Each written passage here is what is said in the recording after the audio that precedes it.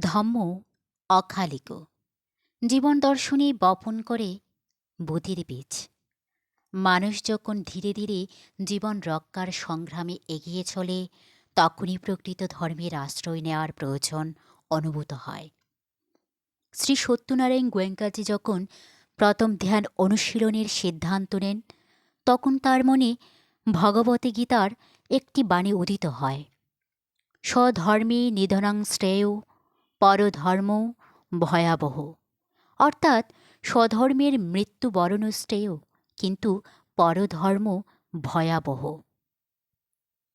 পরবর্তীতে তিনি যখন প্রকৃতভাবে বিপাসসানা ধ্যান অনুশীলনের মাধ্যমে স্বয়ং উপলব্ধিতে পৌঁছান, তখন স্বধর্ম ও পরধর্মের প্রকৃত অর্থ গভীরভাবে উপলব্ধি করতে সক্ষম হন। তিনি বুঝতে পারেন স্বধর্ম হল শীল, সমাধি ও প্রজ্ঞা, আর পরধর্ম হল লোভ, দেশ ও মোহ। এ পৃথিবীতে প্রতিটি মানুষ ও প্রাণী আহারের উপর নির্ভরশীল। সুস্থ ও সুন্দরভাবে বেঁচে থাকার জন্য যতটুকু প্রয়োজন, থাকা, খাওয়া, বিশ্রাম ও কর্ম, সেগুলো পরিমিত ও সংযতভাবে গ্রহণ করতে জানলে লোভ, দেশ ও মোহের আশ্রয় ক্রমশ ক্ষীণ হয়ে আসে। কিন্তু প্রয়োজনের সীমা অতিক্রম করে যখন চাওয়া পাওয়ার আকাঙ্ক্ষা বৃদ্ধি পায়, তখনই লোভ, দেশ ও মোহ মানুষের জীবনের নিয়ন্ত্রক হয়ে ওঠে। এ পর্যায়ে অন্ধত্ব ও উন্মাদনা জন্ম নেয়। মানুষ মুক্ত চিন্তা ও শান্ত জীবন থেকে বিচ্যুত হয়ে কোলাহল মুখর জীবনে ভেসে যায়।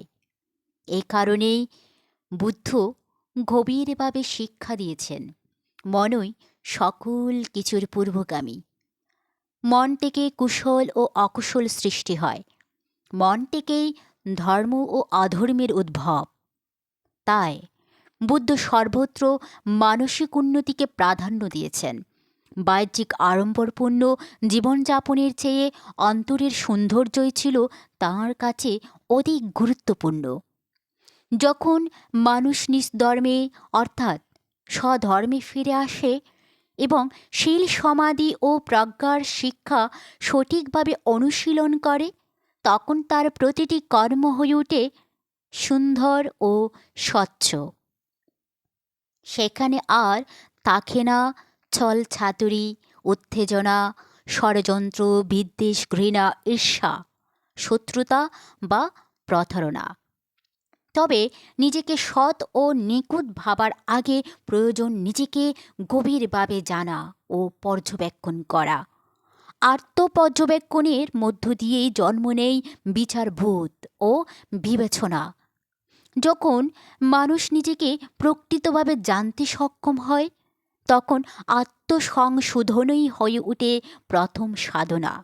এই পথেই সে স্বধর্মে প্রত্যাবর্তন করে এবং শীল, সমাধি ও প্রজ্ঞার অনুশীলনে শ্রদ্ধাশীল হয়। শীল, সমাধি ও প্রজ্ঞার অনুশীলন মূলত মানসিক। এখানে পোশাক, স্থান বা কালের কোনো বাধ্যবাধকতা নেই। তাই একে বলা হয় অকালিক ধম্ম। এই ধম্মের কোনো সময়সীমা নেই। যেই মুহূর্তে মনে কুশল ভাব জাগে, চিন্তা, সৎচিন্তা উদ্ভূত হয়, জ্ঞানের আচরণের প্রতি শ্রদ্ধা জন্ম নেয়, সেই মুহূর্তেই তা অনুশীলনযোগ্য। বুদ্ধ কখনো বয়স, জাতি, গোষ্ঠী, সম্প্রদায় বা পোশাকের ভিত্তিতে কাউকে বিচার করেননি। তাই তিনি মৈত্রী কামনায় বলেছেন, সকল প্রাণী সুখী হোক। এই মৈত্রী ভাবনায় নিহিত আছে প্রেম, করুণা, মুদিতা, উপেক্ষা ও প্রজ্ঞা। মনকে কলুষ মুক্ত করার এক সার্বজনীন আহ্বান। ধম্ম মূলত অন্তরের সৌন্দর্য ও বিশুদ্ধতার অনুভব। কৃত্রিমতা দিয়ে কখনো বুদ্ধের ধর্ম উপলব্ধি করা যায় না।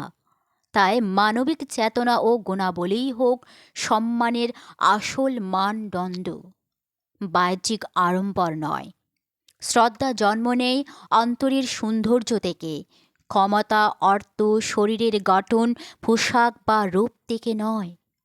যিনি প্রকৃত অর্থে মানবিক হৃদয়ের অধিকারী, তিনি অন্তরের সৌন্দর্যের মাধ্যমে শ্রদ্ধা অর্জন করেন। তিনি শব্দে নয়, মন্ত্রে নয়, প্রমাণপত্রে নয়, নিজের আচরণে সকলের প্রতি প্রফুল্ল চিত্তে মৈত্রী বিতরণ করেন। সকল প্রাণী সুখী হোক, সকলের মধ্যে শুভতা জাগ্রত হোক।